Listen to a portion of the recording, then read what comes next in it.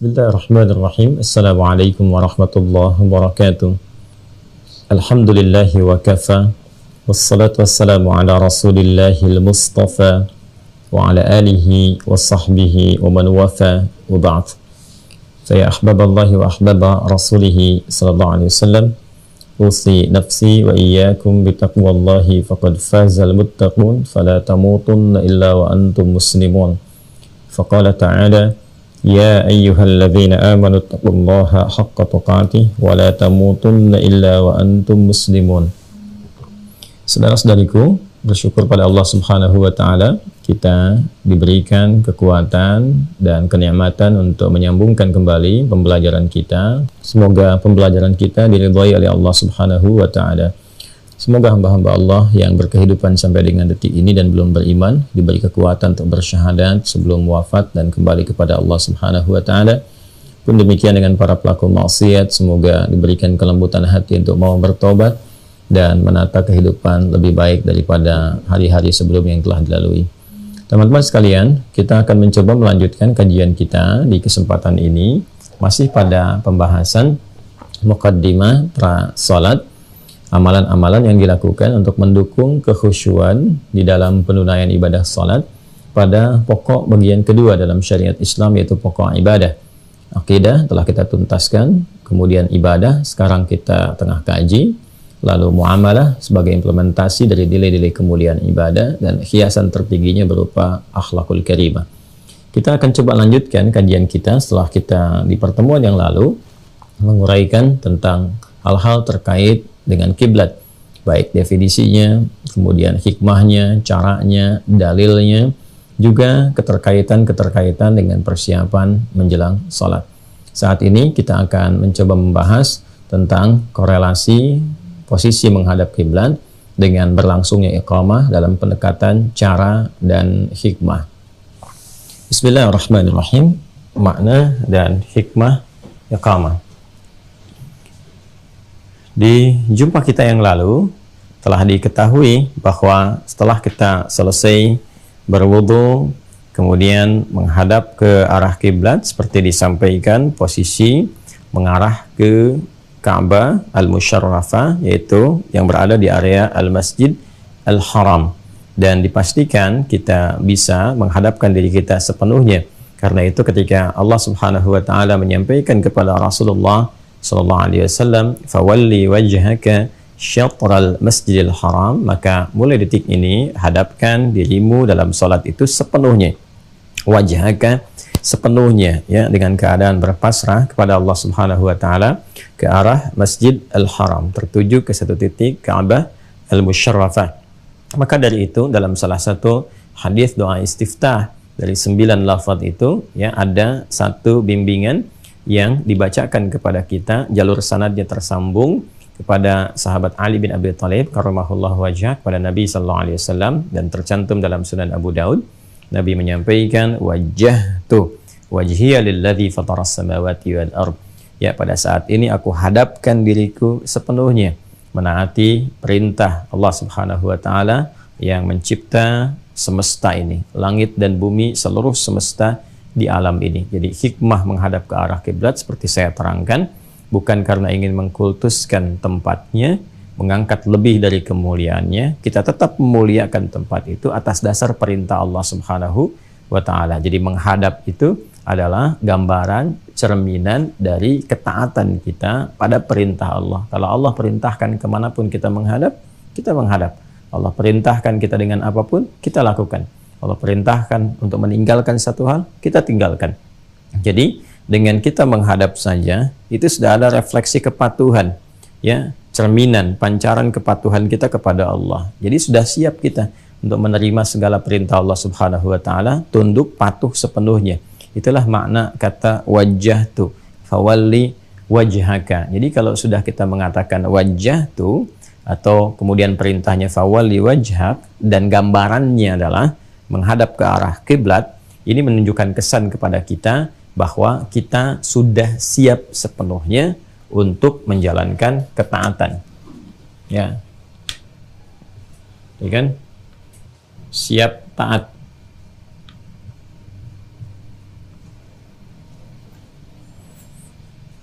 Nanti masih ingat teman-teman sekalian, kalau misalnya ada sikap berdiri sempurna, gitu kan? Ketika sikap berdiri sempurna itu dalam upacara, kan? Upacara apapun yang dilakukan itu, khususnya di militer ya, dulu ada pramuka dan sebagainya.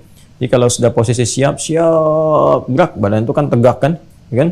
Tegak, posisi siap. Ya, siap ini kan artinya siap untuk menunaikan apapun, ya. Bersiap siaga, siap sempurna, ya, siap keadaan yang tegak, badannya tegak seperti ini, gitu kan? Dari tegak itu apa yang terjadi? Ya, dari tegak seperti ini, kakinya kan ada posisinya tertentu tuh.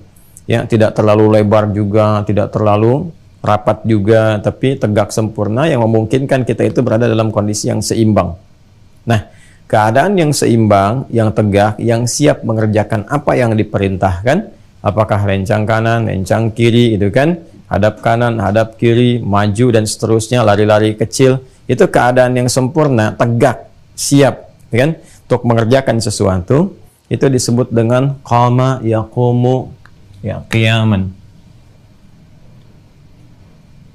Ya, qama yaqumu.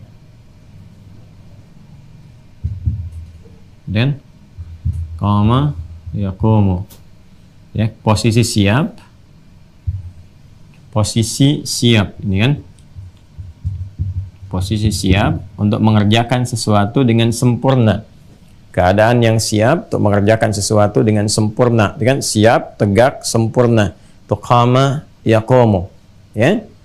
Nah, kalau kita ingin memberikan satu isyarat, kan? Isyarat yang memberikan kesan bahwa bersiaplah dengan sempurna, siap-siap untuk mengerjakan sesuatu dengan sempurna. Dan mengandung unsur usaha, kesungguhan, keseriusan, berusaha untuk menyiapkan diri sepenuhnya, tegak bersikap sempurna untuk mengerjakan sesuatu yang diperintahkan. Dengan membangun ketaatan dalam konteks ini, ya, itu disebut dengan aqama. Tambahkan hamzah depannya. Aqama yuqimu. Yuqimu. Aqama. Ya. Nah, jadi bisa dibedakan ya. Kalau yang pertama ini menunjuk pada keadaan atau posisi yang sudah siap, sempurna untuk membangun satu ketaatan, siap, patuh, gitu kan? Siap mengerjakan sesuatu. Perintahnya apa nih? Ya, kalau komandan misalnya sudah mengatakan siap, gerak, siap, gitu kan? Nah, perintahnya apa nih dalam posisi siap ini? Diminta apa? Nah, itu keadaannya sudah qama yaqumu, gitu kan? Nah, isyarat untuk menyiapkan diri itu menghadirkan unsur kesungguhan, keseriusan, usaha yang sungguh-sungguh untuk menyiapkan diri, diberikan isyaratnya, itu derivasi katanya berubah dari kata qama jadi aqama yuqimu, menyiapkan diri, menegakkan diri dengan sempurna. Nah, sifat dari sini,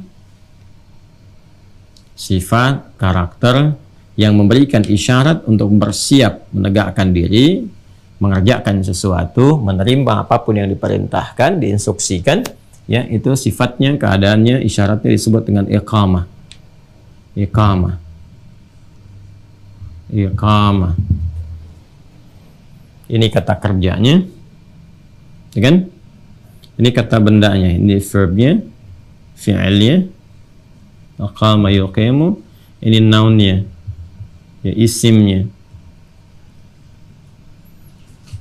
Kalau ini sudah memberikan satu kesan isyarat untuk siap dimulai, isyarat untuk siap dimulai. Kalau sudah kata iqamah berarti ada isyarat untuk siap, ya, untuk menyiapkan ketaatan, kemudian juga menegakkan diri dengan sempurna dan bersiap sepenuhnya menerima apa yang diinstruksikan. Ini disebut dengan iqamah, turunan derivasi dari kata aqama yuqimu.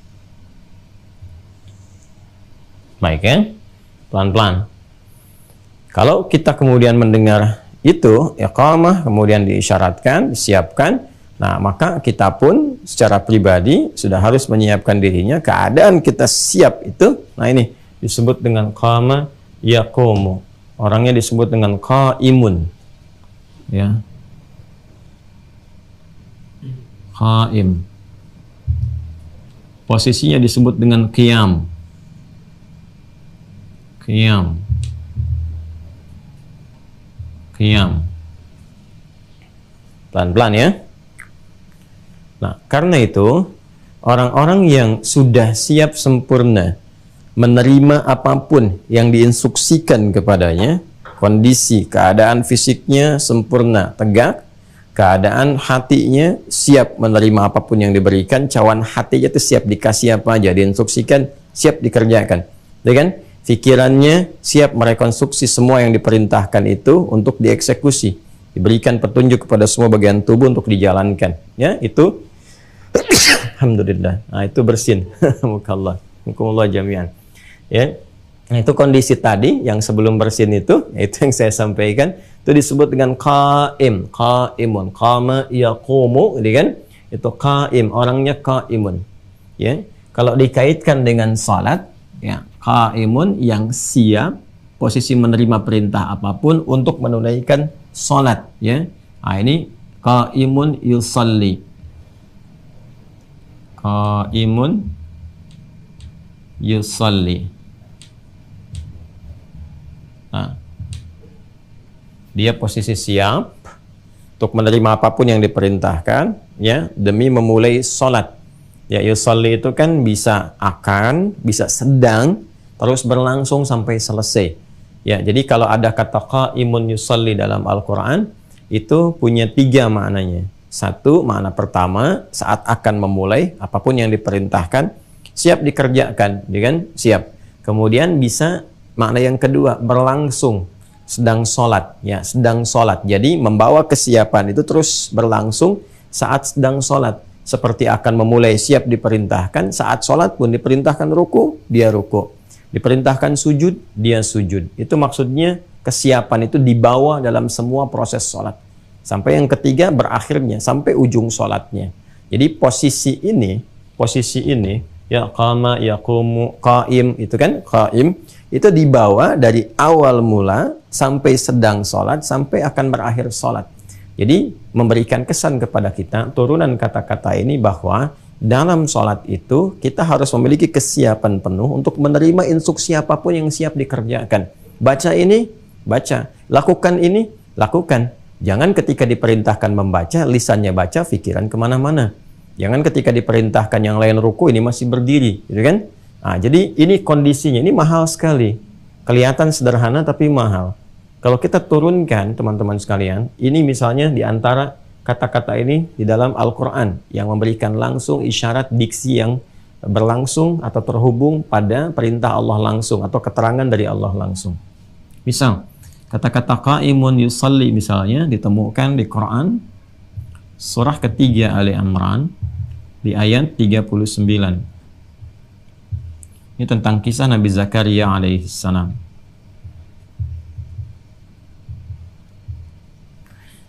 Fanadathul malaikatu wa huwa qa'imun yusalli fil mihrab anna Allah yubashshiruka bi Yahya.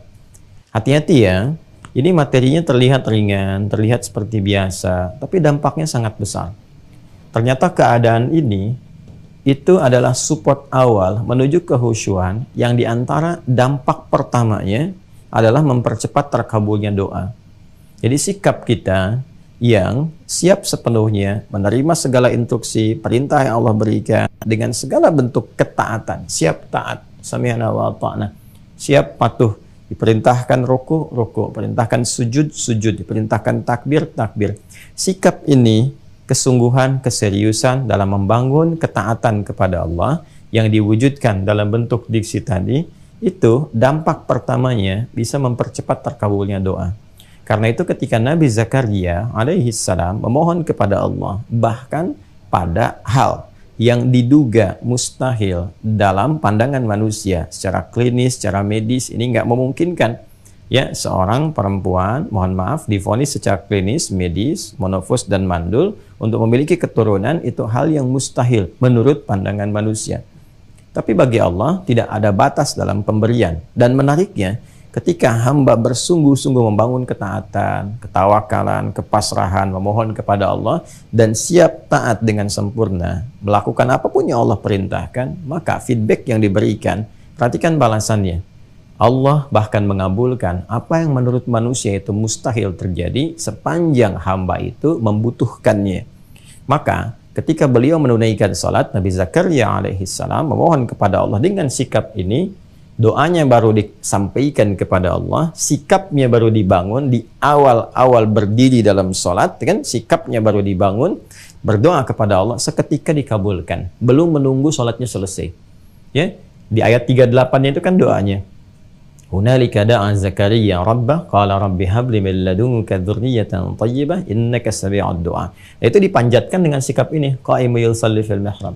Tahu dari mana? Di ayat 39. Ya, fanadathul malaikatu wa huwa qa'imun yusalli. Ini mahal sekali ya, mahal sekali. Anda mungkin sulit menemukan ini di beberapa buku gitu. Kita harus coba gali dulu.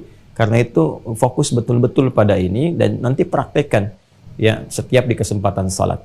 Fanadathul malaikatu, maka malaikat turun kemudian, ya kan, menyeru Nabi Zakaria dan menyampaikan kabar gembira, berita baiknya. Annallaha yubashshiruka bi Yahya.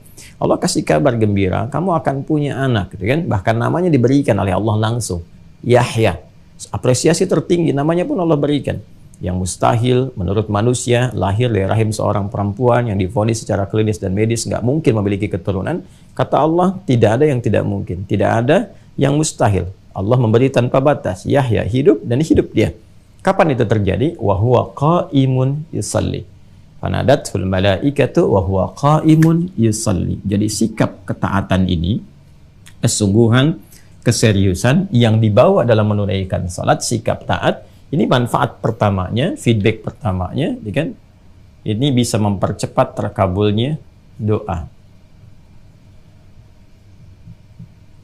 Mempercepat terkabul doa. Dan sholat itu esensinya kan doa. Karena itu di awal jumpa kita, saya pernah menyampaikan di kitab-kitab fikih, kan?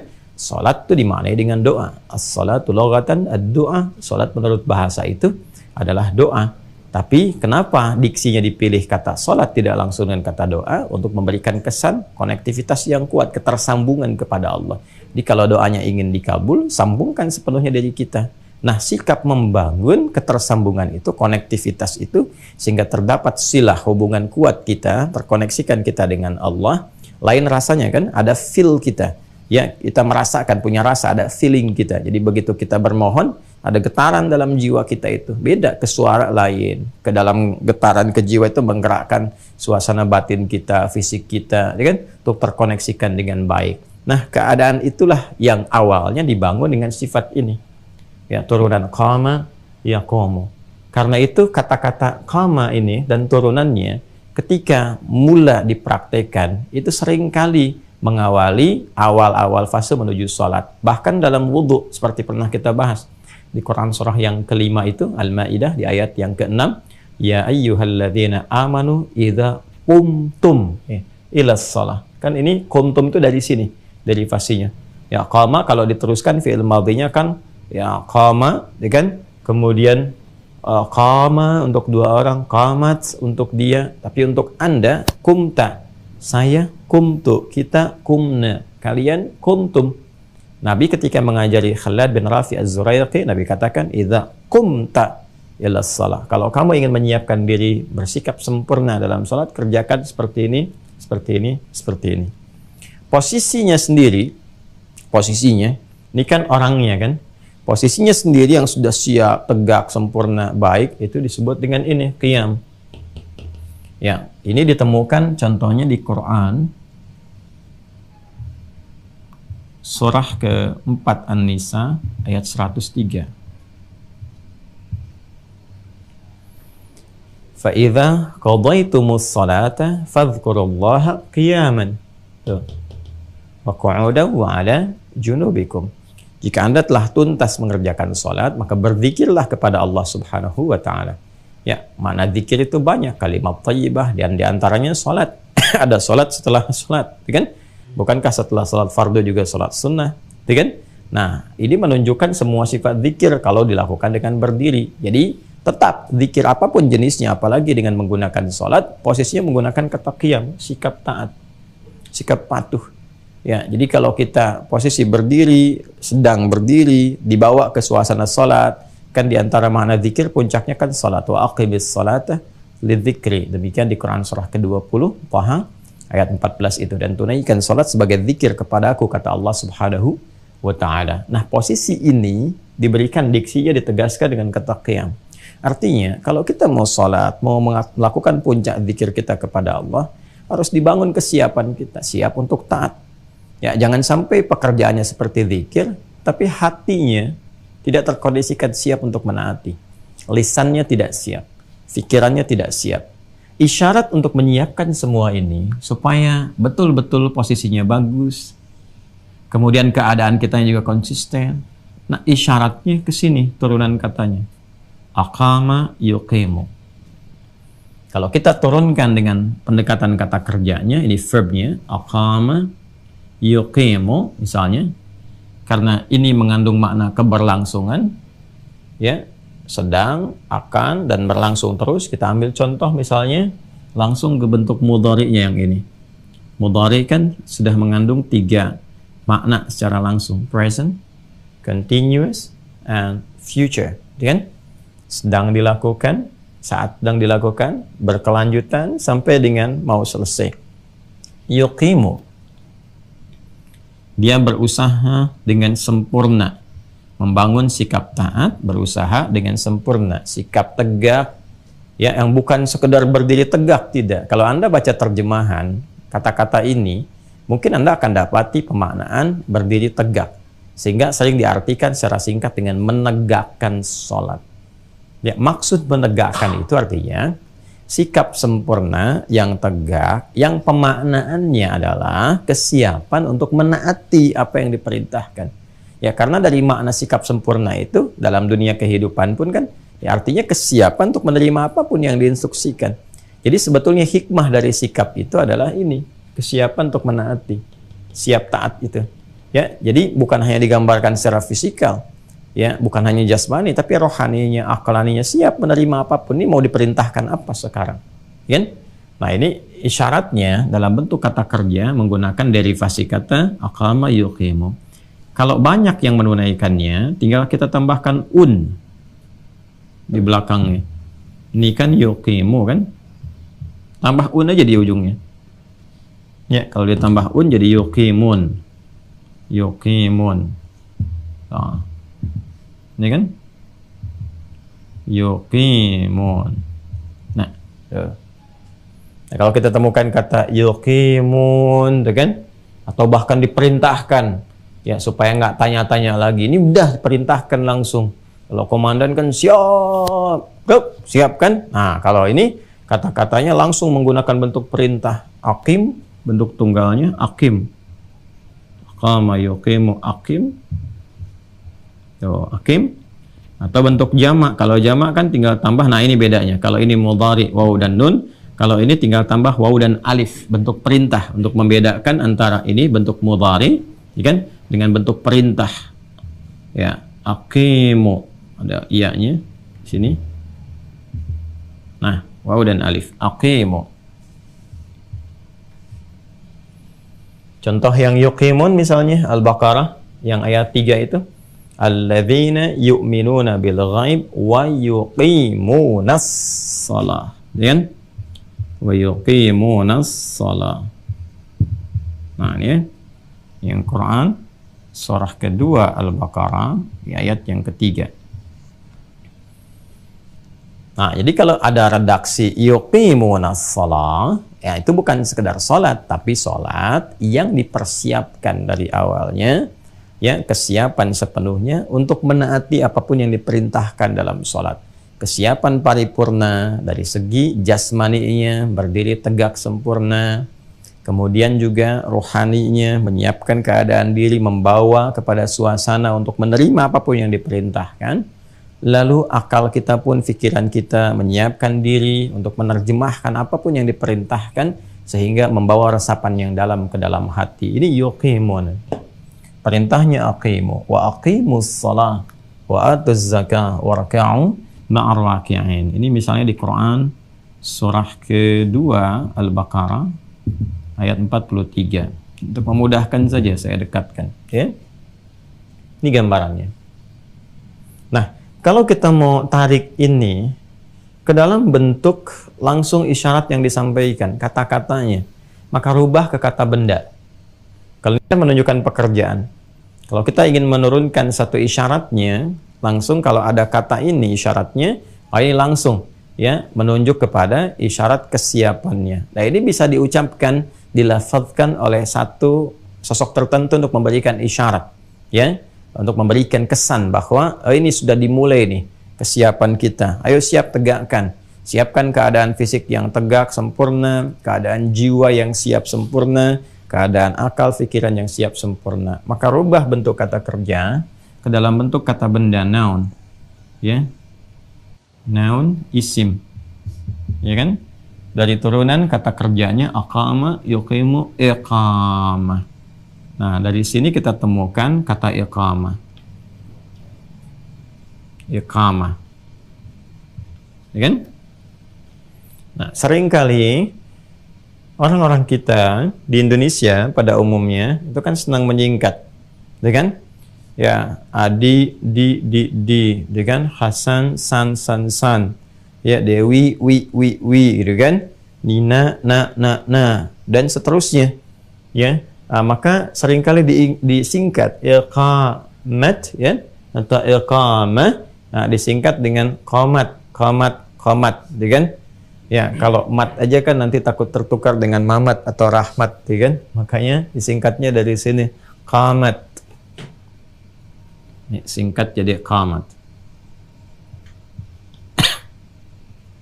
Ya. Nah, ini asalnya dari kata ini, aqama yuqimu iqamah. Jadi kalau sudah iqamah, sudah qamat, itu bukan sekedar lafaz formalitas yang seseorang berdiri kemudian dengan lantang mengucapkan lafaz-lafaz yang dibimbing dalam syariat. Ya, Allahu Akbar, asyhadu an la ilaha illallah. Itu bukan sekedar kalimat yang diucapkan, tapi di dalamnya ada makna yang sangat dalam. Ya, ada hikmah untuk memberikan kesan kesiapan, membangun ketaatan. Jadi kalau sudah iqamah itu, maka kondisi bagian-bagian di tubuh kita, unsur-unsur dalam diri kita itu sudah membangun kesiapan untuk taat. Fisik sudah disiapkan, ya kan? Siap sempurna dengan baik. Bagaimana keadaannya? Tegak. Ini kembali ke sini. Idza qumta. Keadaan kata qumta itu kan dari qama. Sifat qama itu kalau diturunkan sama persis kalau kita sikap sempurna itu. Berdiri sempurna, badannya tegak, tidak miring kanan, miring juga kiri. Makanya kalau udah mau sholat tidak usah begini-begini, apalagi sudah mau qomat, sudah tegak sempurna, siap. Jadi kalau sudah dengar iqamah itu, sudah. Wah, ini sudah waktunya meninggalkan semua hal terkait dengan urusan-urusan dunia dan sebagainya, karena ini isyarat tertinggi nih untuk memulai kesiapan kita dalam membangun ketaatan, ibadah, Masya Allah, menghadap Allah gitu kan, dikasih isyarat nih. Ya. Saya kadang-kadang melihat kalau dalam baris berbaris itu, baik di pramuka, kan, ataupun misalnya masuk ke militer, Masya Allah, paskibra aja kan kalau kelihatan latihan tuh, ya saya ngelihat yang laki-laki kalau paskibra itu yang ikhwan kalau sudah siap-siap, Masya Allah gitu kan, siap, wah fokus banget tuh, tatapannya, lurusnya, badannya tegak, itu dalam hal konteks dunia, dan menariknya kadang-kadang baru latihan gitu, kebayang nggak? Baru latihan itu. Ya, kenapa dalam urusan dunia kita bisa menyiapkan begitu rupa sampai konsentrasinya full concentration gitu kan? Ya, kepada satu titik yang siap untuk dimulai. Kenapa? Ketika terkait dengan aspek-aspek yang menjadikan pemenuhan segala hajat kita itu terpenuhi, tercukupi, kita tidak melakukan satu kegiatan-kegiatan yang seperti kita kerjakan sebelumnya. Membangun fokus, kekuatan, menghadirkan kehusyuan, kan? Kita ini dibutuhkan itu. Nah, jadi mulai badannya tegak, sempurna, ya badan tegak. Kemudian kaki juga posisinya, ingat sikap sempurna aja, tidak terlalu rapat. Kalau kita misalnya turunkan ini, ya kamera mas, tolong, ya adminnya, coba sorotkan ke kaki. Nah ini ya, tidak terlalu begini tuh rapat begini. Nah tidak juga terlalu lebar begini. Ya kan? Sikap sempurna saja. Yang paling gampang sejajar dengan bahu, ya. Jajar dengan bahu. Bahunya seperti segimana lebarnya, maka di situ kemudian diturunkan ke wilayah kaki. Kalau selebar bahu itu ada keseimbangan. Jadi kalau kita terlalu rapatkan begini juga oleng, ya kan? Oleng. Kalau kita terlalu lebarkan, itu juga tidak seimbang, kelihatannya juga tidak bagus, ya, tidak menarik, ya, tidak baik juga. Kan bukan mau main silat gitu kan, bukan mau karate. Itu sikap sempurna untuk tegak menunaikan ibadah. Jadi kalau kita kemudian berdirinya pas, ya, naikkan kameranya ke bahu, ya, dipaskan, ya. Nah, teman-teman sekalian, diturunkan, tadi turun, kemudian sekarang naik. Nah, ini dipaskan dengan bahu ke bawah itu. Nah, ini kan keadaan tegaknya sudah mulai nyaman, ya, sudah mulai sempurna. Persis seperti berdiri kita, sikap berdiri sempurna saja, ya kan? Nah, ini teman-teman kondisinya seperti apa yang tadi diutarakan. Ini tegak, udah siap. Ini baru posisinya posisi tubuh, ya, keadaan tubuh kita. Saya mohon izin ya kalau saya menyesuaikan kondisi karena kita ini qadarullah di subuhnya terbatas nih kameramen, jadi saya harus berikan apa namanya penyesuaian. Baik. Jadi ini kondisinya tegak, sudah ya, kemudian siap ke bawah. Ini secara fisik. Nah, saat yang bersamaan, ingat baik-baik, sifat dalam sholat ini kan membangun sikap taat, kepatuhan, ketundukan, ya, dan kepasrahan yang tinggi yang disupport oleh seluruh bagian unsur-unsur yang menyinergikan keberadaan manusia itu sendiri, yaitu fisiknya, secara jasmaninya, kemudian akal pikirannya. Ini nggak boleh ada yang miss ya. Kemudian terakhir rohnya, rohaninya. Yang ini jasmani. Nah, jadi membangun sikap ketaatan yang dimaksudkan itu, ini turunannya ke sini, di semua aspeknya, semua bagian dari manusia itu sendiri. Jadi bukan hanya fisiknya saja yang tegak, yang siap, tapi pikirannya nggak siap. Ya, kan ada orang yang baris berbaris, berbarisnya bagus, kelihatannya bagus, tapi pikiran kemana-mana. Itu terlihat dalam ekspresi, dalam keadaan, ya kan? Nah, ini dalam sholat apalagi, lebih daripada itu. Kalau posisi fisiknya sudah siap, maka akalnya pun harus disupport untuk menyupport kesiapan fisik ini. Ya, siap menerima instruksi. Kemudian juga, roh juga seperti itu. Kondisi rohani kita pun punya kesiapan untuk menerima ya segala yang diperintahkan. Bersiap karena menghadap kepada Allah Subhanahu wa taala. Ini kan kesiapan tertingginya, menghadap kepada Allah. Ya, maka di sini sudah ada unsur-unsur ketaatan, penghambaan, ya, penghambaan yang kesiapannya itu sudah siap menerima apapun. Menerima apapun itu kan artinya merendah kan? Kalau sikap tinggi nggak mungkin mau terima. Ada orang dinasehati, sikapnya tinggi, dia nggak akan terima, ya kan? Nah, yang menerima itu ketika merendahkan. Ya, ketika merendah artinya siap menerima yang dari atas. Atas mau bilang apa? Kita minta nasihat, harus merendah dulu sikapnya. Ya, kalau nggak merendah nanti setiap dinasihati dibantah terus, dibantah, ngeles lagi, klarifikasi lagi. Ya, kalau mau minta nasihat ya didengarkan. Nah, sekarang puncak tertinggi dari memohon itu, mohon petunjuk, kan ini mau minta petunjuk, minta segala hal. Makanya kan sifatnya doa semua tuh.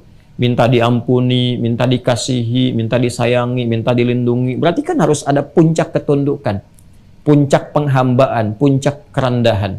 Nah, dalam bahasa Arab, puncak kerendahan itu disebut dengan al-khudu' ya, wadzillah. Wadzillah. Ya, puncak kerendahan, ya. Dan ini dalam bahasa metafor ya, metafor. Dan menghinakan diri, ya. Menghinakan itu bukan berarti keadaan terhina dalam negatif, bukan.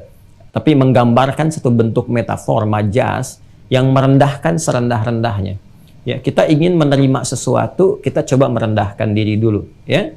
Merendahkan sikap kita, diberikan instruksi, kita kerjakan. Nah, kalau kita merendah, instruksi itu pasti akan diterima dengan baik, dijalankan dengan sempurna. Semakin banyak yang kita inginkan, minta perlindungan, ya kan? Minta kebutuhan, minta kemudian kesehatan, segala hal kita mintakan. Maka harus ada puncak kerendahannya. Ya, puncak kerendahan itu sifatnya apa? Sifat berusaha menghinakan diri ya di hadapan yang tertinggi. Menghinakan itu bukan menghadirkan sifat yang negatif dalam konteks ini. Tapi memosisikan diri secara proporsional, memang serendah-rendahnya. Puncaknya itu ini namanya khudu' wa dhillah. Ya. Karena itu sikap kalau sudah merendah, kita mau minta nasihat nih pada ustadz, gitu kan? Kepada Kiai Habib dan turunannya misalnya, minta saran, minta masukan. Terus kita merendahkan dulu, apapun posisinya. Jadi kalau posisi Anda itu meminta, berarti Anda sedang rendah. Jangan merasa tinggi. Ya, minta tapi merasanya tinggi. Nah, itu nggak akan pernah mendapatkan solusi. Ya, nggak akan pernah. Jadi turunkan dulu keadaan diri kitanya. Baru akan masuk apa yang diberikan. Allah bimbing lewat hikmah. Tapi sekali lagi, kalau kita merasanya tinggi, minta nasihat, tapi diberi nasihat, kita belum merendahkan diri. Itu biasanya yang muncul selalu seperti itu. Debate. Ya, kemudian mengklarifikasi, ngeles lagi, bantah lagi. Yang nggak akan pernah masuk. Dan tidak akan pernah merasa ya bahwa ada sesuatu yang harus dikoreksi atau diberikan saran. Nah, kalau seperti itu, untuk apa minta masukan? Ya kan? Maka keadaan kita ketika merendah itu, posisi apapun, mau orang kaya, ya, mau orang misalnya kedudukan, Anda datang ke ulama, mau minta saran, Anda sekaya apapun, jangan tampakkan kekayaan, rendah, karena sedang minta saran. Ya, itu loh. Kalau punya kedudukan, setinggi apapun datang ke ulama, merendah. Ya, karena sedang minta sesuatu untuk diberi. Kalau membawa posisinya tinggi, ya itu susah. Makanya ulama-ulama wara terdahulu itu nggak ingin menerima orang-orang yang datang dengan masih membawa ketinggian, sedangkan dia dalam kebutuhan. Ya, butuh tapi merasa tinggi. Jadi dulu tuh pernah ada ulama-ulama tuh yang sangat menarik sifatnya. Dari zaman-zaman dulu dan terwariskan. Kekinian mungkin sangat jarang yang seperti ini. Jadi kalau ada yang mau datang berkunjung, siapa yang berkunjung? Ya, itu masih membawa lekat jabatan misalnya. Pejabat fulan atau kedudukan fulan. Itu kadang nggak mau terima. Kenapa? Karena dia datang membawa jabatan gitu. Bukan datang membawa kebutuhan yang ingin dikonsultasikan. Jadi begitu disampaikan pun kesannya masih tinggi. Ya kan? Umar bin Khattab ketika menerima Hormuzan, Persia itu setelah ditaklukkan, itu mau menghadap, Umar nggak sudi menerima. Ganti dulu bajunya tuh. Suruh pakai gamis dulu. Jangan membawa dengan kebesaran-kebesaran dia katanya. Ya. Begitu pakai gamis, biasa, baru mau diterima oleh Umar. Nah, ini maksudnya untuk memberikan satu kondisi penyiapan-penyiapan hati agar mudah menerima apapun yang mau disampaikan. Nah, apalagi kita menghadap kepada Allah. Ya, jadi kalau keadaan kita masih tinggi membawa suasananya, sulit menerima instruksi. Ya, baru takbir aja, kadang-kadang kan fisiknya yang bergerak, lisannya yang bicara, pikirannya bisa kemana-mana. Karena nggak ada sikap ini, al-khudu' wa dhillah itu. Ya kan? Tapi kalau kita sikapnya sudah merendah, serendah-rendahnya, siap menerima segala hal, ini mudah. Diperintahkan rukuk serukuk-rukuknya, diperintahkan sujud sesujud-sujudnya, dan Masya Allah, biasanya kalau sudah menerima segala itu, dampaknya ketenangan. Silakan cek, nasihat itu kan kalau sudah kita terima dengan melapangkan diri, kondisi yang lapang, yang tenang, yang merendah, diberi nasihat. Itu ketika solusi datang, ada ketenangan di jiwa itu. Lega gitu. Kadang-kadang ekspresinya tiba-tiba jadi nyaman, Masya Allah. Ya itu saking leganya, tenang, nyaman. Nah, keadaan yang tenang, yang nyaman, setelah segala hal itu berlalu, ya, yang tadi menerjang dan sebagainya itu kemudian hilang, pergi, nah itu muncul ketenangan, kenyamanan. Nah, itu disebut dengan sukun. As-sukun atau sakinah. As-sukun atau sakinah. Kalau mau diberikan sifat-sifatnya disebut dengan sakinah. Orang Arab berkata, sakanatis syajaratu idza dhahabatir riyah. Pohon itu, ranting-rantingnya, dahannya itu tenang, setelah angin yang menerpaknya itu pergi, tenang gitu. Nah, kita kan kalau dapat nasihat, dapat masukan, dapat segalanya, gitu kan?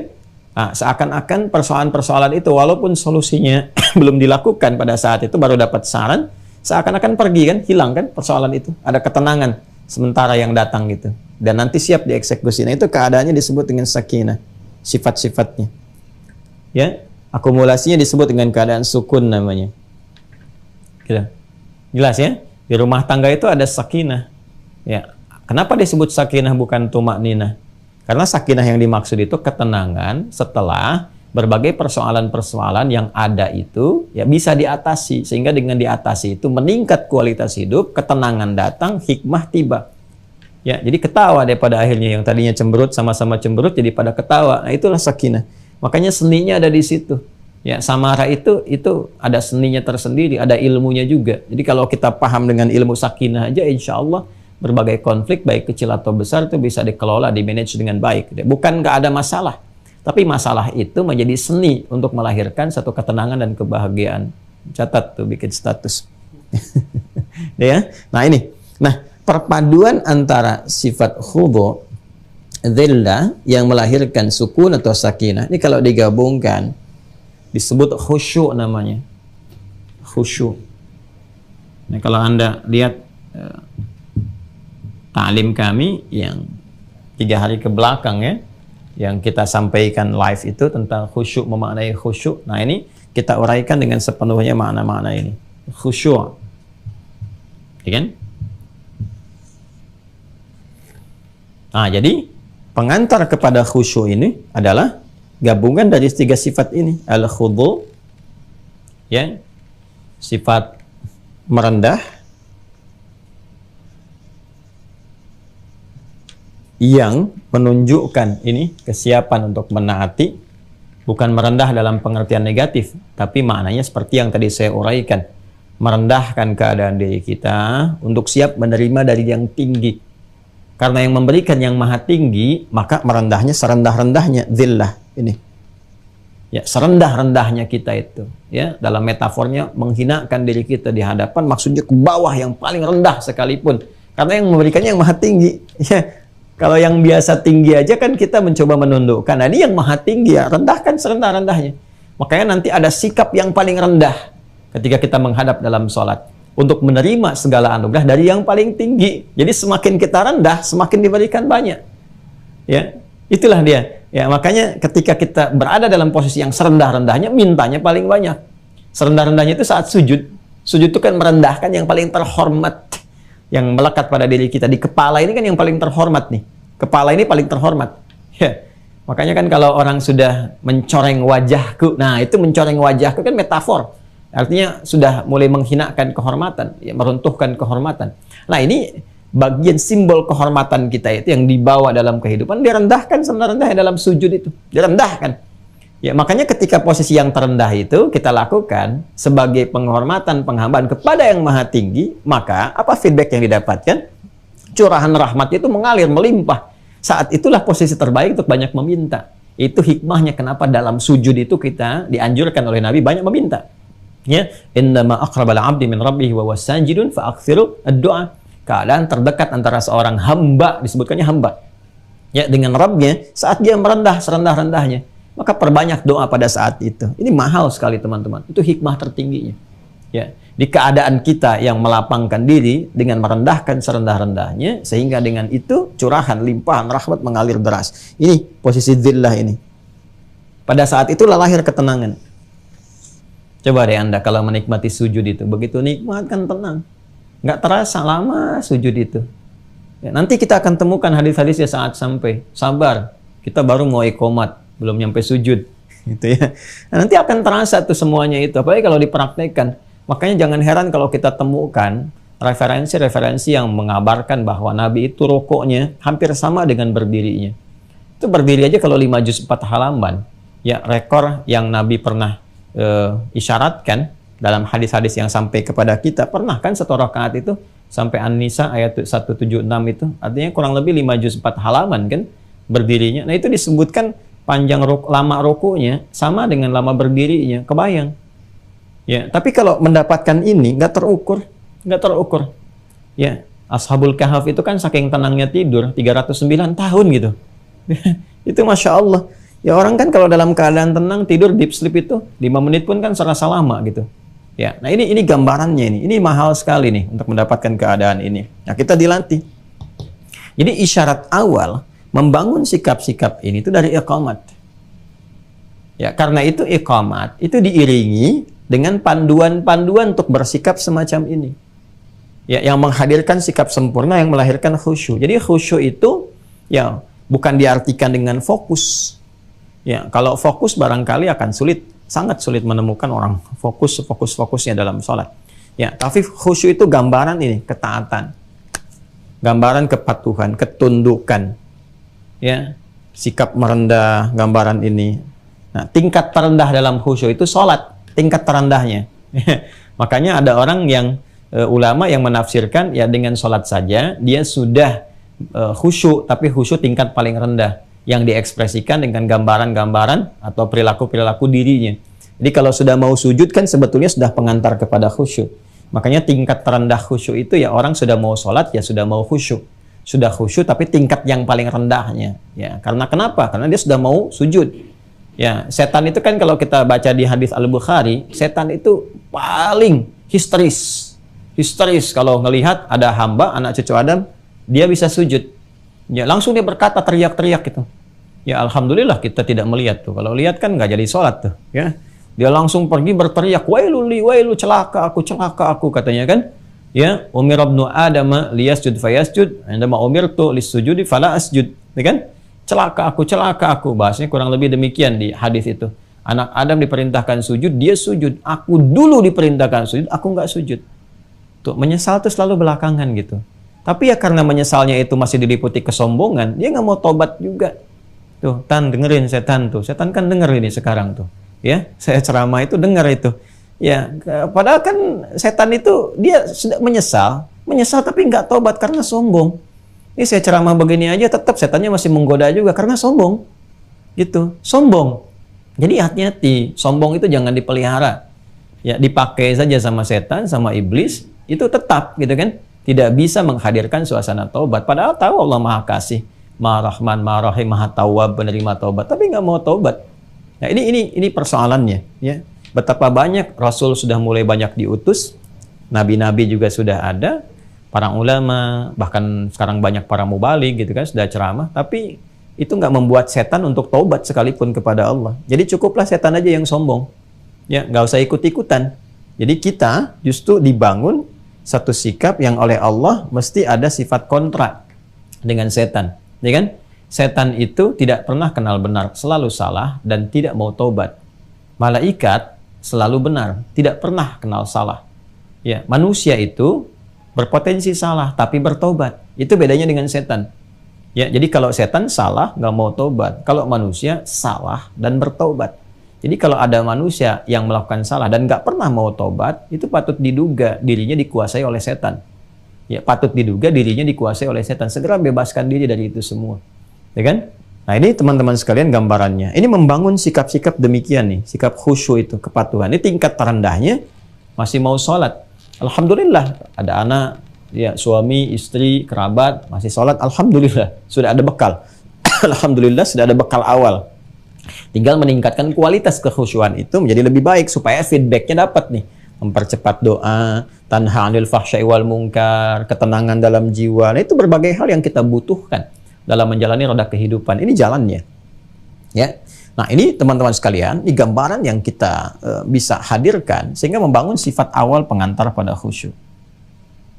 Ya. Nah, sekarang bagaimana kemudian menghadirkan sikap-sikap ini ketika mulai mendengar ini iqamah. Ya, mulai mendengar iqamah. Seperti apa menghadirkannya? Nah, nanti ada yang terkait dengan fisik. Ya kan? Ada yang terkait juga dengan akal, pikiran. Ada terkait dengan roh. Nah, ini punya porsinya masing-masing. Sebelum saya terangkan, saya ingin mengingatkan kepada Anda untuk betul-betul fokus pada titik ini. Ya, karena ini sangat penting dan ilmunya sangat mahal gitu. Ya, kalau Anda baca 1-2 kitab belum tentu menemukan ini. Ya. Nah, semoga Allah berikan taufik pada kita semua ya. Jadi betul-betul Anda perhatikan karena ini gambaran-gambaran yang insya Allah akan merubah keadaan kita saat menunaikan sholat. Kalau benar kita mengerjakan insya Allah ya dengan izin Allah Subhanahu wa Ta'ala. Baik ya, pelan-pelan. Pastikan kondisi saat akan menunaikan sholat itu secara fisik. 1. Kita menyiapkan dengan sempurna dengan memberikan sokongan atau pendukung-pendukung penyiapan yang menunjukkan kesungguhan kita ketika menghadap Allah dalam sholat. Baik, langsung saja. Quran surah ke-7 di kondisi pertamanya. Pastikan ini terjadi ya. Quran surah 7 ayat 31. Ya bani Adama, khudhu zinatakum 'inda kulli masjid. Ada ayatnya? Hei anak cucu Adam, Allah langsung menyampaikan, kenakan perangkat terbaikmu. Bahkan kalau mau diartikan terindah, gitu kan, yang terbaik, yang terindahmu. Ada khudhu zinatakum 'inda kulli masjid. Ya mungkin kalau baca terjemahan di setiap masjidnya. Tapi kalau kita mau mengambil tafsirnya, ya setidaknya maknanya mengarah ketika seruan di setiap masjid itu sudah mulai terdengar. Panggilan-panggilan dari masjid itu sudah mulai sampai. Ya, panggilan-panggilan dari masjid itu kan adzan, Allahu Akbar, Allahu Akbar. Ya, puncaknya qomat. Kadang-kadang kan qomat juga terdengar. Pakai mic juga, ada yang suaranya kencang sampai terdengar. Ya kan? Nah, kalau sudah mendengar isyarat-isyarat itu, Anda sudah siapkan, kenakan pakaian terbaik yang terindah. Ya, bukan yang mahal, ya, bukan yang macam-macam lah sifat-sifat keduniaan yang melekat, tapi yang dimaksudkan adalah menunjukkan kesungguhan kita cari yang terbaik. Ya, terbaik sesuai ketentuan syariat ya. Ingat, sesuai ketentuan syariat. Syariat mintanya seperti apa?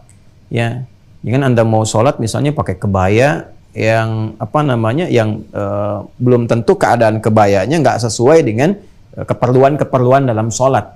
Ya, bukan diartikan nggak boleh, tapi kesesuaian. Silahkan bentuk kebaya yang seperti abaya misalnya kalau mau, yang bisa dipakai dalam sholat yang baik, tapi tidak ada unsur tabarruj juga, ya, berlebih-lebihan. Di Indonesia, alhamdulillah sudah ada mukena dan sebagainya. Makanya orang Arab itu ada berapa fase atau berapa lama yang Allah izinkan berada di negara-negara Arab itu rata-rata kagum dengan orang Indonesia itu. Ya, Indonesia, Malaysia kan tidak jauh berbeda itu culture-nya itu kan. Jadi kalau datang tuh sudah pakai mukena, dia kelihatannya putih semua. Gitu, masya Allah gitu, kelihatan bagus. Saya kalau ketemu orang Arab tuh Indonesia selalu kesannya kalau sedang sholat ya ibadah tuh masya Allah, masya Allah, masya Allah, karena semua kelihatan gitu. Nah ini penampilan itu juga memberikan kesan pada kesungguhan dan kekhusyuan. Ya, jadi dari awal kita yang laki-laki, saya, Anda, kita yang laki-laki siapkan pakaian terbaiknya. Ya, dan ini sudah normal, secara logika pun dipahami. Anda diundang oleh pimpinan dan mengenakan pakaian terbaik. Sekarang diundang oleh yang maha menguasai segala hal.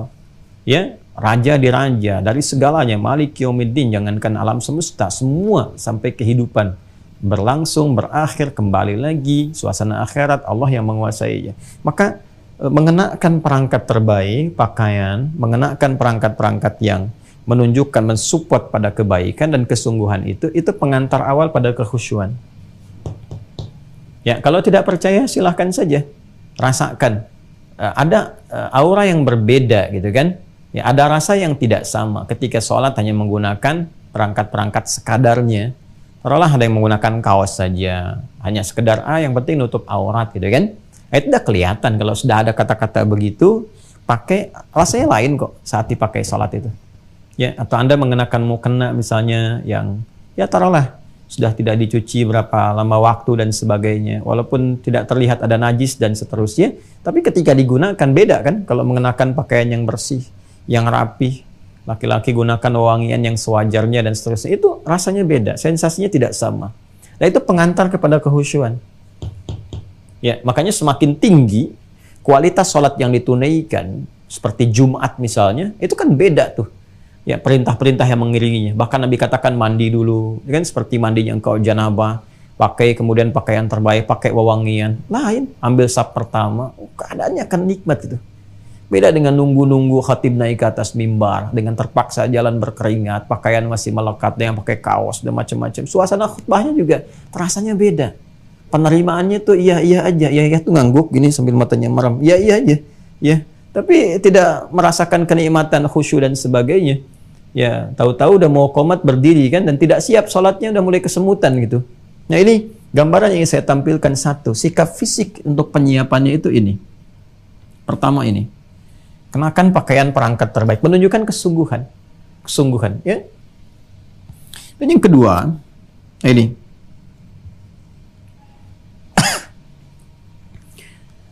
Menyiapkan kondisi keadaan tubuh kita secara paripurna dalam menghadap kiblat itu. Ya sudah, artinya kalau sudah iqamah, Allahu Akbar, ya sudah tadi, wudhu sudah selesai, pakaian sudah baik, ya sudah sikap sempurna. Sikap sempurna itu bukan kaku, bukan begini saja, tidak. Maksudnya sudah, tepikan yang lain-lain. Ngobrol sudah tidak ada lagi kanan kiri. Handphone sudah mati gitu kan. Udah nggak dibawa dalam sholat. Udah nggak ada lagi kegiatan-kegiatan yang dikerjakan. Mengondisikan keadaan fisik kita sepenuhnya, ya bersiap untuk sholat saja. Itu yang dimaksudkan dengan fawalli wajhaka. Ini kan keadaan diri kita sepenuhnya. Hadapkan sepenuhnya. Makanya ketika kita bertakbir Allahu Akbar itu kita mengucapkan nanti ya imma kita membangun kehusyuan lewat penyesalan diri kita yang pernah berbuat maksiat dan membangun ketaatan meminta ampunan pada dosa-dosa yang dikerjakan dengan mengatakan misalnya Allahumma ba'id, atau kita membangun komitmen sepenuhnya mengarahkan pada suasana kehusyuannya dengan mengatakan wajjahtu. Artinya kalau itu udah komitmen betul-betul. Ya, maka kedua itu kondisi fisik ini yang sepenuhnya bersiap untuk menunaikan ibadah sholat yang sempurna dilakukan mengarah ke kiblat. Ya, dia sudah tidak ada obrolan, ya sudah tidak ada diskusi dengan yang lain, dan nggak ada colek-colekan, dan sebagainya. Apalagi urusan dunia udah tepikan. Ya, jangan sudah iqamat Allahu Akbar, masih ngobrol juga, yang dirapat masih di bawah juga. Ya, dan nggak usah diskusi masalah imam. Siapa imamnya nih? Tahu panjang nggak ya? Nah, udah fokus aja. Nah, ini sikap sempurna yang diiringi dengan pendukung-pendukung yang ada dari pakaian, dari macam-macam, dan sudah siap. Ini nanti rasakan sendiri. Begitu iqamat dilakukan, Anda membangun sikap ini, sudah nggak peduli dengan lingkungan sekitaran, ngobrol macam-macam, tepikan, ngadep aja. Ya, udah khusyuk, ya khusyuk, menghadap sepenuhnya, tenang. Ya, ini gambarannya secara fisikal. Satu, ya. Kemudian yang kedua, terkait dengan pikiran. Pikiran itu kan perannya akal. Akal itu mengikat segala hal yang disambungkan oleh indera kita sebagai data awal yang menghadirkan satu informasi. Misalnya, indera untuk melihat mata kita. Ini apa yang dilihat? Nah, ini yang masuk pada akal kita. Ya, ini yang menyebabkan saat secara fisikal itu nggak usah tengok kanan, tengok kiri, dan sebagainya. Supaya nanti akal kita nggak menyerap berbagai hal yang dipandang oleh mata itu. Lihat si fulan, terbayang ini itu masuk. Jadi memori awal. Nah, itu yang dimanfaatkan oleh setan nantinya. Ya, setan itu kan saya pernah katakan di dalam sholat itu ada setan khusus yang bertugas, namanya khinzib. Ada yang menyebut khanzab gitu kan, sama tulisan hurufnya, cuma harakatnya ada yang membaca khinzib, ada yang membaca khanzab. Dan peran dia, Nabi pernah sampaikan ketika bertakbir, Anda, kita bertakbir, itu dia sudah memulai tugasnya. Fayaqulu syaitanu udhkur kadza. Maka dia mulai mengatakan, ya mulai dia memberikan satu isyarat, kemana? Ke sini nih, kefikirannya dulu. Nah, sebelum ke hatinya, supaya goyah. Ya, ke sini. Udhkur kadza. Ingat ini, ingat itu. Mengingat itu kan di sini ada perannya nih. Ya, supaya nanti tembus ke dalam hatinya, ke sudurnya. Wah, itu dahsyat itu. Biasanya kan menggoda lewat sudur. Tapi kalau dalam sholat, kefikiran dulu. Makanya banyak pikiran-pikiran yang kadang-kadang jauh melewati batas-batas atau ruang-ruang dalam batasan sholat. Ya, bahkan melewati ruang masjid. Ya kan, takbirnya ada di masjid, tapi pikirannya sampai ke kantor. Ya kan, takbirnya di tanah suci, udah nyampe Masjidil Haram tau, tapi pikirannya malah masih di tanah kusir. Ada yang di Tanah Abang, tuh kan, macam-macam tuh. Ya, belum nyampe, nah ini dia kondisinya. Di sini, persoalannya ini. Udhkur kadza. Ingat ini, ingat itu. Sehingga nanti dari situ, kan masih ingat gak? Apa yang pernah saya sampaikan tuh, urutan-urutan informasi itu kan dari data, menjadi informasi, menjadi pengetahuan, ilmu. Nah, jadi ilmu itu ketika sampai kolbu, dan sifat keluarnya nanti instruksi. Nah, jadi kalau dari data awalnya sudah mengacaukan apa yang ada harusnya dalam pikiran, sampai ke kolbunya jadi tidak maksimal, tidak tersapi. Aja instruksi yang dibangun dari kolbu itu nggak nyambung tuh kefikirannya. Itu yang menjadikan konslet, ya, saat peristiwa sholat terjadi itu ada konslet terjadi sehingga gerakan antara pikiran dengan kolbu dan bahkan ke fisik itu nggak nyambung. Ya, bahasa paling singkatnya contohnya lupa rokaat. Itu gambaran cepatnya itu. Sampai lupa. Nabi mengatakan hatta la yash'ural musalli kam rakatan yusalli, sampai ada orang sholat lupa berapa rakaat sedang dikerjakan. Nah, sumbernya dari sini awalnya. Maka apa yang harus dilakukan oleh pikiran itu? Nah, ini solusinya di Quran. Surah ke-29 ayat 45 di pembukanya. Udah ya? Yang ini Quran surah 7 ayat 31, yang sempurna hadap kiblatnya saya turunkan saja Quran surah kedua ayat 144. Ya, ini untuk paling gampangnya aja. Sudah? Yang ini langsung ke sini lagi, Quran surah 29 Al-Ankabut ayat 45. Lihat di pembuka awalnya. Utlu. Itu kata kuncinya. Utlu ma uhya ilaika minal kitab. Ini. Dimulai sebelum salat. Utlu ma uhya ilaika minal kitab. Turunan kata tilawah. Sebelum dimulai salat, Allah memberikan petunjuk tegas kepada kita. Utlu kata perintah. Tilawah masih ingat? Saya pernah sampaikan maknanya. Baca, pahami. Lalu amalkan apa yang dipahami itu. Baca, pelajari.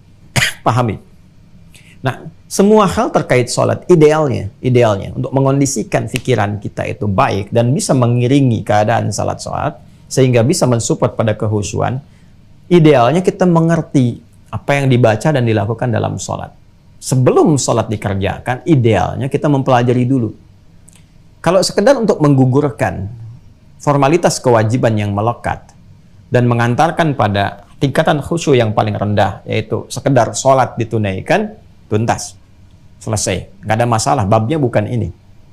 Tapi kalau motivasi kita ingin mendapatkan feedback ini, mempercepat terkabul doa, kemudian tadi ya yang pernah disampaikan manfaat-manfaat, merubah perilaku jadi lebih baik, menghadirkan ketenangan, ini mutlak diperlukan.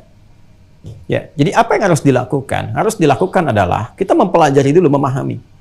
Dari mulai takbir, bacaan yang diucapkan Allahu Akbar, pikiran harus paham, harus mengerti itu.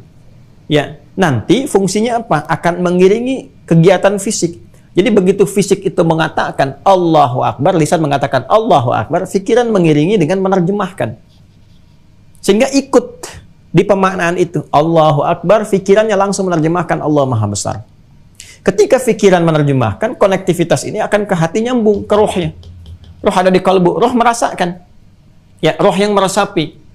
Jadi kalau singkatnya begini, begitu Anda kemudian kita memulai, contoh ya dalam sholat, kan ini mengangkat nih, ya kan?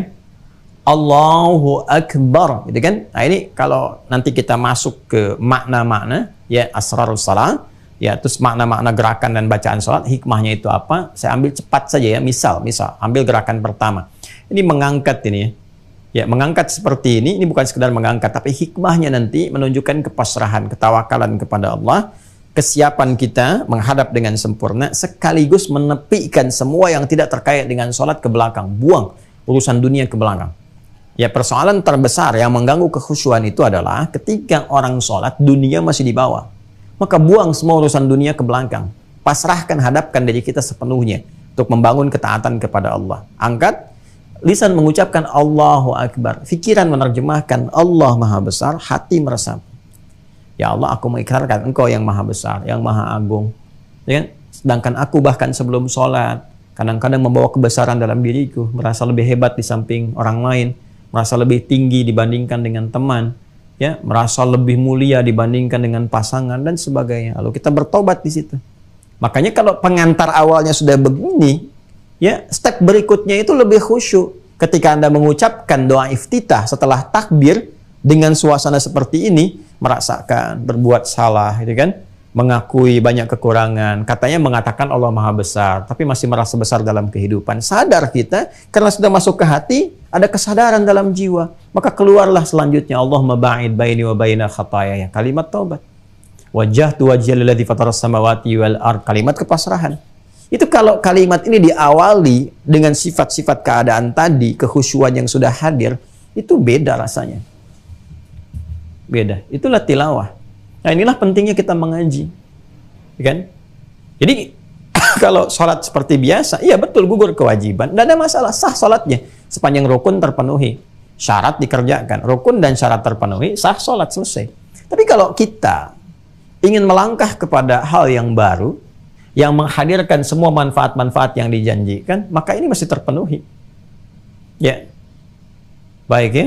Nah, keadaan seperti ini, bagi orang yang ingin khusyuk mudah. Tapi bagi orang yang tidak ingin mendapatkan khusyuknya naik maksimal, itu terasa berat. Ya, makanya ketika Allah sampaikan sifat khusyuk ini, ketika akan dibangun sifat khusyuk, itu sholat itu ya akan terasa berat, kecuali bagi orang-orang yang memang ingin mendapatkan khusyuk.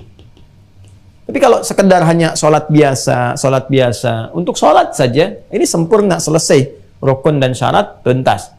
Ya, cuman kalau khusyuk ini nggak didapat, ini hanya sekedar menggugurkan kewajiban pun bisa malas-malasan. Ya, kenapa? Karena kenikmatan itu lahir dari ini. Ini yang dimaksudkan, wasta'inu bis-sabri was-shalah, wa innaha lakabiratun illa alal khasyin. Sholat itu bisa jadi berat ditunaikan, kecuali bagi orang khusyuk. Tas ya? Nah, ini keadaan sampai step yang kedua. Yang ketiga, terkait dengan roh, kolbu, yang tempatnya di kolbu, di nafas.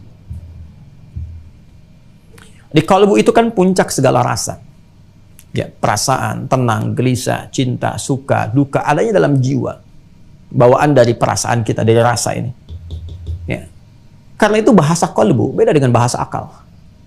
Orang kalau sudah nggak bisa diajak berdialog dengan akal, sentuh kolbunya. Sentuh kolbunya. Dan kolbu itu biasanya lebih sensitif. Ya, sentuhlah ia tepat di hatinya. Maka ia akan jadi milik untuk selamanya. Itu kan? Anak, pasangan, ya, kemudian juga ya diri kita dan sebagainya. Ini di kolbu, dalam jiwanya. Nah, sentuhan kepada kolbu ini bahasanya berbeda dengan bahasa akal. Apalagi dengan bahasa-bahasa fisik, tidak. Dia lain dia. Ya, kita bicara dengan ibu itu beda. Ya, ibu itu yang mengandung, memberikan ASI. Maka setiap kalimat-kalimatnya itu bukan hanya sampai ke pikiran, itu langsung ke jiwa. Wajar kiranya anak-anak itu datang ke ibu untuk konsultasi, jarang ke ayah. Ya, karena ayah itu kalau diskusi biasanya lebih banyak kepada pikiran, mematangkan akal, mematangkan cara berpikir. Makanya di Al-Quran tuh banyak sekali informasi-informasi dialog anak dengan ayah itu untuk mematangkan sifat berpikir. Ismail alaihissalam dengan Ibrahim alaihissalam untuk mematangkan sifat berpikir. Ya bunayya inni ara fil manami anni adbahuka fanzur madza tara. Duhai nak, anakku sayang, aku lihat engkau dalam mimpi papa dan papa menyembelih kamu. Pendapatmu gimana? Kematangan berpikir. Ya. Nabi Yusuf alaihissalam dialog dengan ayahandanya, Ya'qub alaihissalam. Ya, wahai ayahanda, ya abati, saya melihat dalam mimpi saya, ya, ahada asyara kawkaba wasyamsa wal qamara ra'aituhum li sajidin. Aku melihat bahwa 11 gemintang, kemudian bulan dan matahari bersujud kepadaku. Bagaimana pendapat ayahanda? Dialog, kematangan akal. Ya, kematangan akal. Nah, tapi kalau dengan ibu, itu kematangan emosional. Makanya ibu tuh kalau ngasih nasihat, bicara, itu menghunjamnya ke jiwa. Anak tuh larinya ke ibunya. Untuk minta pendapat, kasih sayang, perlindungan, dan sebagainya. Itu ada rasa nggak terpisahkan. Makanya kalau anak diantar orang tua ke pesantren, itu yang baru melangkah pulang, itu yang nangis ibunya duluan. Bapak yang nenangkan. Itu kan tugasnya begitu biasanya. Ya, udah kompak tuh ngantar ke pesantren, siap. Ya, 3 hari sebelum berangkat masih merasakan. 2 hari mulai ada perasaan yang berbeda. Sehari pas mau berangkat mulai nangis. Apa nanti aja ke pesantren tahun depan. Tidak, berangkat. Ya, dan nyampe pesantren mulai itu. Ya, pulang-pulang udah pengen nengok, padahal baru ngantar gitu. Itu biasa, itu ibu, nggak terpisahkan dalam suasana apa. Kenapa? Karena ada rahmat. Ya, dalam rasa, dalam jiwa. Nah, dalam sholat, kalau kita ingin menghadirkan puncak kehusyuan, maka ini kolbunya yang disentuh. Nah, Al-Quran sudah mengajarkan bagaimana cara menghadirkan sentuhan dalam jiwa, sehingga perasaan itu tertaut sempurna dalam sholat saja. Tidak pada yang lain. Terbawa ke situ. Itu jawabannya nanti ada di Quran, surah kedua, ayat ke-46. Ya, kita bersabar, saya tuntaskan sekarang ya, supaya selanjutnya kita sudah mulai bisa sholat gitu. Ini kan masih mulai belum sholat ini. Ya, kita tuntaskan dulu di sini. Ya, ini ketika Allah Subhanahu Wa Taala menerangkan tentang kondisi khusyuk maksimal, ya, yang paripurna, Ini memberikan sentuhan ke kalbunya dulu. Di ayat ke-45-nya kan tegas disampaikan, wasta'inu bis-sabri was-salah, wasta'inu bis-sabri was-salah wa innaha lakabiratun illa 'alal khashi'in. Salat itu rasanya mungkin berat, kecuali bagi orang khusyuk. Kalau khusyuk jadi ringan, malah nikmat salatnya. Kadang-kadang berlama-lama dalam salat kan. Siapa mereka itu? Ayat 46-nya langsung menjelaskan, alladzina yadhunnuna annahum mulaqu rabbihim wa annahum ilaihi raji'un. Masya Allah. Dua hal. Alladzina, ketika menggunakan alladzina di sini memberikan kesan bahwa peluang khusyuk itu terbuka bagi semua hamba. Besar, kecil, tua, muda, laki-laki, perempuan, sangat terbuka. Ya, dan rahmat Allah dibuka untuk semua tanpa kecuali. Jadi bukan hanya seorang alim, ulama yang bisa khusyuk, tidak. Ya, yang bukan ulama pun bisa khusyuk. Yang bukan ustaz bisa khusyuk. Ya, sepanjang dia mau khusyuk. Bahkan alim bisa tidak khusyuk kalau dia tidak memasuki kualifikasi ini. Maka hal yang pertama dimunculkan kata Al-Quran, alladzina yadhunnuna annahum mulaqu rabbihim. Membangun sifat khusyuk dalam jiwa, kalbu nih ya. Tadi kan fisik sudah, pikiran sudah, dalam kalbu satu. Adalah orang-orang yang mampu merasakan, ya, mampu merasakan, menyiapkan bahwa dia akan menghadap kepada Rabb-nya. Itu kan? Jadi yang pertama, merasakan. Jadi persiapan-persiapan ini yang telah dilakukan dibawa ke rasa nih. Kerasa. Ya, jadi sudah masuk ke kalbunya, merasa nih, sudah merasa. Merasa apa? Merasakan menghadap kepada Rabb. Ya, menghadirkan suasana untuk menghadap ya kepada Allah. Ya, dan menggunakan kata Rabb. Nah, ini indah sekali kalimatnya. Saya bayangkan begini ya. Anda akan bertemu dengan orang yang Anda kagumi. Ya kan? Yang Anda sering dengar masukan, nasihat, macam-macam. Atau Anda akan bertemu dengan pimpinan yang Anda kagumi. Ya, di kantor, di kegiatan, di pekerjaan, dan sebagainya. Lalu, bagaimana persiapan Anda untuk menghadap itu? Kalau tiba-tiba ada panggilan atau undangan dan sebagainya. Beda antara persiapan biasa dengan persiapan yang dipenuhi oleh rasa. Jadi kalau rasa itu ada, rasa kagum, rasa hormat, dan sebagainya, itu persiapannya akan lain. Akan lain. Ya, saya saja kalau bertemu dengan guru gitu ya, yang kita hormati, kita kagumi, Masya Allah, saya pribadi itu menyiapkan diri itu beda.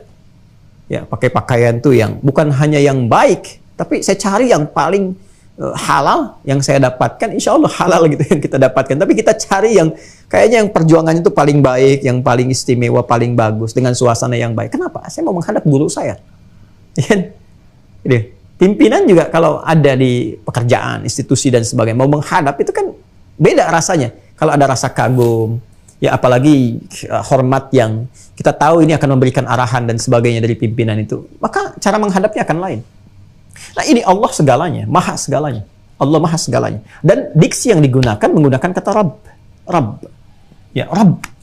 Masya Allah. Rabb ini kan puncak segala perhatian, pemberian, perawatan, dan sebagainya. Mengandung sifat rububiyah itu. Ya, mengabulkan doa. Makanya saat kita meminta kan menggunakan kata Rabb. Rabbana, Rabbana, Rabbana. Rabbana zalamna anfusana. Rabbana la tu'akhidna in nasina wa akhtana. Rabbana atina fid dunya hasanah fil akhirati hasanah wa qina adzabannar. Rabb yang merawat semesta alam. Alhamdulillahi rabbil alamin. Yang kita memiliki perjanjian dan komitmen, alastu bi rabbikum qalu bala syahidna. Itu yang digunakan kata-kata itu. Supaya memberi kesan apa? Kata Allah itu, kamu sekarang akan menghadap kepada yang selama ini merawat kamu. Ya kan? Menyehatkan kamu, menyembuhkan kamu saat sakit. Mengabulkan apa yang mau kamu minta, memenuhi hajatmu. Nah, rasakan itu. Ini rasa, bukan fikirkan. Rasakan itu. Ya, kok bisa menghadap kepada manusia yang belum tentu mengabulkan hajat, walaupun telah berdandan, persiapan begitu tinggi. Sekarang kepada yang telah menunggu Anda dan memberikan waktu Anda untuk menghadap, sehari itu bisa 5 kali, yang pokok itu pun diwajibkan harus menghadap, supaya dikasih solusi. Selebihnya bebas. Di luar itu silahkan kapan aja minta. Di waktu duha silahkan, di malam hari tahajud silahkan. Itu Menggunakan kata Rabb. Seharusnya kalau itu diterima dengan bahasa kolbu, itu sangat menyentuh kepada jiwa. Harusnya menyentuh kepada jiwa. Ini saya menghadap kepada yang telah memberikan segalanya untuk saya. Bahkan manggilnya pun luar biasa, ditegaskan dalam iqamah kan. Ya Allahu Akbar, syahadu an la ilaha illallah, syahadu anna Muhammadar Rasulullah. Syahadu an la ilaha illallah, syahadu anna Muhammadar Rasulullah. Itu kan komitmen pertama rububiyah kita dalam kandungan. Ya, yang Quran surah ke-7 ayat 172 itu. Wa idh akhadha rabbuka min bani adama min zuhurihim dzurriyyatahum wa asyhadahum syahadat ala anfusihim alastu bi rabbikum rabb qalu bala syahidna. Makanya kalau orang sadar itu, merasakan dengan jiwanya sepenuhnya dan mendengar syahadu an la ilaha illallah, itu bisa dia yang terpaku. Ya, kayak di penutup surat An-Naba itu, begitu di akhirat semua berbaris. Ya, illa la yatakallamuna illa man adzina lahu rahman. Ya, enggak ada yang bicara, enggak ada yang semua berbaris, khusyuk, merasakan sifat itu. Nah, di dunia itu kita berlatih berbaris saf ka'annahum bunyanun marsus dan seterusnya. Ya, itu ke dalam jamaah. Itu kalau dengar itu, orang yang bisa merasakan tuh dari awal sudah bisa mengalir air mata tuh. Ya Allah, kurang pengabdian nih, nuntut banyak rahmat, nuntut banyak pengabulan, nuntut banyak minta ini itu. Sementara dikasih belum disyukuri. Belum disyukuri udah minta yang lainnya. Ya, dosa saya Allah, banyak salahnya. Dan kita mendengar syahadu an la ilaha illallah, syahadu anna Muhammadar Rasulullah, ada kerinduan pada Rasulullah SAW. Cek lagi keadaan diri kita. Hayya 'alas shalah, yuk siap salat. Hayya 'alal falah, untuk kebahagiaan kamu. Bukan untuk memberatkan kamu, untuk kesuksesan kamu. Itu kalau dihadirkan dalam jiwa kita, tunduk kita. Disentuh pertama kali, lalu ditutup dengan kalimat yang indah, wa annahum ilaihi raji'un. Balik ke Quran surah kedua ayat 46. Alladzina yadhunnuna annahum mulaqu rabbihim wa annahum ilaihi raji'un. Itu. Ya kan, kalau sudah dengar kata raji'un itu yang terbayang citra di benak kita itu satu titik, berpulang. Dan mereka ya pasti akan berpulang kepada Allah. Nah, ini dia. Rasakan dalam sholat itu, ya mungkin kita juga bukan sekedar menghadap, tapi menghadap untuk selamanya, berpulang kepada Allah Subhanahu wa Ta'ala. Meninggal. Ya. Itu yang menjadikan Rasulullah SAW ya, pernah memberikan isyarat kepada imam ketika berbalik sebelum menunaikan salat, berbalik ke jamaah dulu, melihat, dan di antara kalimat isyaratnya itu kan apa? Sallu salatan muwadda'. Sallu salatal muwadda'. Ya, salatlah kalian semua. Ya, dan hadirkan rasa dalam salat ini seakan ini salat perpisahan kita. Ya, mengapa kita mengenakan pakaian terhalal, terbaik, kan? Wudhu sempurna, menghadap ke arah kiblat, memasrahkan diri bertaubat. Karena boleh jadi itu titik perpisahan kita dengan dunia yang mengantarkan kita berpulang kepada Allah, dan tidak ada keindahan terbaik, termulia yang memisahkan kita dengan dunia itu, ya, kecuali di antaranya adalah saat kita terkoneksi dengan Allah dalam sujud kita itu. Masya Allah. Ya, dalam ruku kita, dalam sholat kita, itu keadaan terindah. Di antara keadaan terindah yang mengiringi kepulangan seseorang dalam keadaan husnul khatimah. Itu. Jadi rasakan dalam sholat. Jadi kalau ada malas-malas dan sebagainya, rasakan ini mungkin saya meninggal saat ini. Ya. Kan adzan itu kan panggilan, dipanggil. Yang panggil siapa? Allah lewat suara muadzin. Mungkin dipanggil untuk selamanya. Ya, Bapak X dipanggil Allah, dia sudah berpulang. Nah, kita ini 5 kali diingatkan, hei kamu kan nggak tahu di titik mana kamu pulang. Maka itu perbaiki keadaan jiwa. Ya, ditakdirkan masih berjalan aja dalam sholat, ya minta solusi, minta bimbingan supaya saat pulang kapanpun siap. Qadar Allah bisa terjadi dalam sholat pun kita pulang. Kalau suasana yang dihadirkan dalam sholat, merasakan. Ya. Ya, itu akan beda. Taubatnya akan berbeda, istighfarnya akan lain, tasbihnya akan lain, tahmidnya akan lain. Nah, begitu kemudian dirasakan suasana itu adalah kepasrahan, ketundukan, kerendahan, kehinaan, dzillah, ketakutan yang proporsional, yang mengharapkan ridha. Ketika puncak itu datang, tenanglah batin kita itu. Nah, ketenangan itu yang disebut dengan sukun, sakinah. Sakinah ini yang mengantarkan pada tumakninah. Makanya kalau orang-orang sudah awalnya itu tenang, nyaman, maka ketika dia ruku pun tenang gitu. Nggak buru-buru, baru ruku langsung naik. Tenang. Itulah tumakninah. Ketenangan yang dilahirkan dari kehusyuan dalam proses ibadah. Nah, ini pengantarnya. Ya, karena itu dianjurkan imam itu sebelum memulai sholat tuh menghadap dulu. dilihat dulu sambil iqamat. Ya, saya di Tripoli itu diajari oleh syekh-syekh kami itu ya pengajaran praktikal secara langsung. Ya, jadi ada syekh-syekh itu kalau sudah dimulai iqamat itu dia baris tuh ya, makmumnya baris, beliau jalan tuh ngelihat sudut kanan, sudut kiri. Kadang jalan ngelihat ya dirapikan ini, kadang-kadang dirapikan tuh kita itu. Masya Allah itu, Masya Allah. Saya belajar banyak tuh, semoga Allah rahmati ya para guru-guru itu. Ada biasanya yang sering melakukan itu ada Syekh Al-Hadi An-Nuwaisiri Ahmad itu. Ya, khotib yang hebat, baik, ngajar akidah juga luar biasa, dan kelihatannya seperti tegas tapi sayangnya luar biasa itu. Tuh kalau bicara khutbah itu kalau bawa suasana haru jamaah bisa nangis semua tuh. Kalau semangat semua itu luar biasa. Itu kalau ngimamin tuh ya udah khutbah ngimamin jalan tuh ngelihat dulu. Ngelihat. Itu kalau kita belum pas posisi tubuhnya itu diluruskan oleh beliau. Luruskan. Lalu kaki dilihat tuh kan. Dan setelah itu disampaikan, saya ingat betul kalimat itu. Shallu salatun muwaddah'. Ya, kalau udah siap, rapi, sembaris tuh, kita tuh udah mulai merasakan kenikmatan.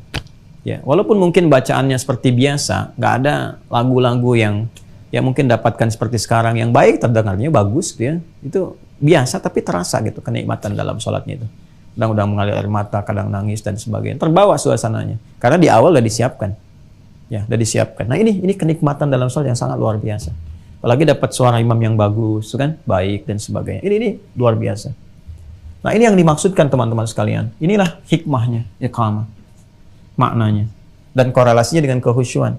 Yang membawa suasana sholat kita itu lebih bernilai, lebih berarti, dan lebih mendekatkan pada ijabah dari semua doa-doa yang kita panjatkan. Itu poinnya. Ya, jadi setelah berdiri sempurna, diatur, yang jadi imam, kemudian memberikan isyarat. Isyarat fisikalnya dengan mengatakan istau, istaqimu. Boleh pakai bahasa Indonesia. Kalau ada satu bacaan-bacaan yang syariat tidak mewajibkan dengan pokok bahasa itu, yaitu dengan menggunakan bahasa Arab, artinya boleh dimaknai dengan pemaknaan isyarat yang disampaikan dengan bahasa-bahasa yang dipahami pada umumnya. Kalau di kita bahasa Indonesia, atau di daerah pakai bahasa daerah. Sumatera pakai bahasa Sumatera, kan? Kalimantan pakai Kalimantan, di Sunda pakai Sunda, itu tidak ada masalah. Sepanjang syariat ya tidak menetapkan kewajibannya dengan berbahasa Arab. Seperti sholat, kalau sholat tidak boleh pakai terjemahan, harus pakai bahasa yang telah ditetapkan. Bahasanya Arab, lafadznya ada, diatur semua. Karena ini bukan persoalan bahasa, ini persoalan doa. Doa yang diatur bacaan dan gerakannya. Sholat itu bukan perkara bagaimana berbahasa, bukan. Tapi doa komunikasi yang telah diatur pakemnya dan dimudahkan caranya sehingga semua orang bisa. Ya kan? Semua orang bisa. Nah, jangan katakan kok menyulitkan, kenapa orang Indonesia nggak pakai bahasa Indonesia aja. Nanti orang Arab bilang, kenapa harus pakai bahasa nggak bahasa Arab saja. Semua orang bilang begitu. Maka Allah hadirkan lewat petunjuk melalui pengajaran Rasulullah, dibimbing. Nih, kasih pakem yang begini, caranya begini, bacaannya begini, yang semua orang bisa melakukannya. Makanya orang Indonesia bisa, orang Jepang bisa, Cina bisa, Amerika bisa, orang Arab bisa, semua bisa. Dan Masya Allah, sepanjang berusaha bisa fasih, bisa sempurna. Nah ini, siapkan, istau, istaqimu, karena ini bahasanya maknawi, menggunakan isyarat, maka boleh menggunakan bahasa kita. Bapak Ibu tolong luruskan ya safnya. Ya, luruskan, rapatkan dengan baik, rasakan, ya kita akan menghadap saat ini pada Allah Subhanahu wa Ta'ala. Dan boleh jadi ini sholat yang terakhir yang kita tunaikan. Dan itu mohon rasakan kehusyuan dalam jiwa kita. Berbalik deh, terus lihat siapa yang sholat. Supaya bisa memetakan surat apa yang dibaca sesuai dengan keadaan makmumnya. Itu yang demikian tuh nyaman. Ya, nyaman. Nah, tapi kalau adzan, iqamat, nggak boleh diterjemahkan bahasa pokoknya. Quran nggak boleh. Ya walaupun ada terjemahan, dibacanya tetap pakai bahasanya apa? Bahasa Arab ya. Ya, karena itu dalam pembicaraan kita pun menyebut surat-surat itu akan terangkat kemuliaan keistimewaannya dan pengaruh dari kata-kata itu ketika disebutkan dengan bahasa aslinya. Al-Baqarah, kesannya lain. Ada getaran ke jiwa. An-Nisa, Ali Imran, An-Namal, An-Nahl. Lain. Beda kalau Anda misalnya dengan teman bicara, sedang murajaah surat apa? Sapi betina. Kamu apa? Surat semut. Lain tuh. Jadi kejiwanya nggak ada sentuhan-sentuhan tersendiri. Nah ini bahasa sholat langsung menggunakan bahasa pokok pakemnya. Adzan demikian, Quran demikian. Tapi kalau di luar pakem-pakem itu, ya yang Nabi memberikan isyarat dengan bahasanya yang maknawi sifatnya, silahkan disampaikan dengan sifat yang memahamkan. Jelas ya? Nah, ini yang coba kita tuntaskan di pertemuan hari ini, sehingga kita bisa mulai ke praktek sholat.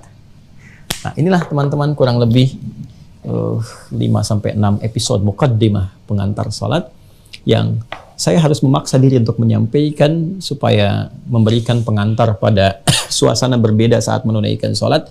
Dengan pelajaran-pelajaran yang dimaksudkan itu, ada satu gambaran-gambaran lain yang menguatkan jiwa kita sehingga hanya terpaut kepada konsentrasi sholat kita saja yang diisi konsentrasi itu dengan nilai-nilai kekhusyuan.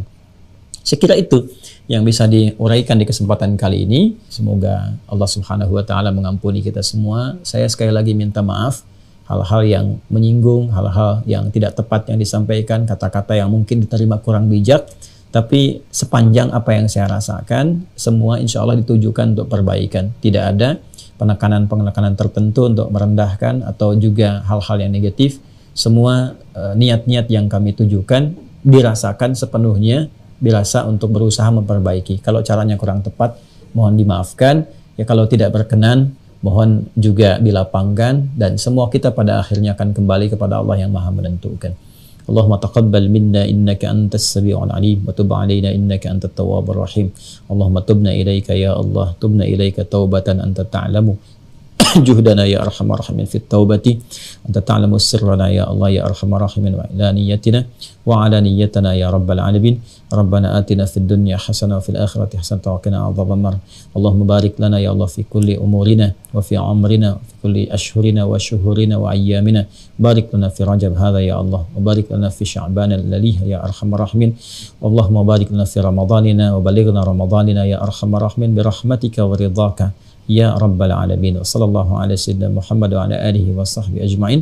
Subhanakallahumma bihamdika nashhadu an la ilaha illa anta nastaghfiruka wa natubu ilaik. Wa akhiru da'wana alhamdulillahi rabbil alamin. Assalamualaikum warahmatullahi wabarakatuh.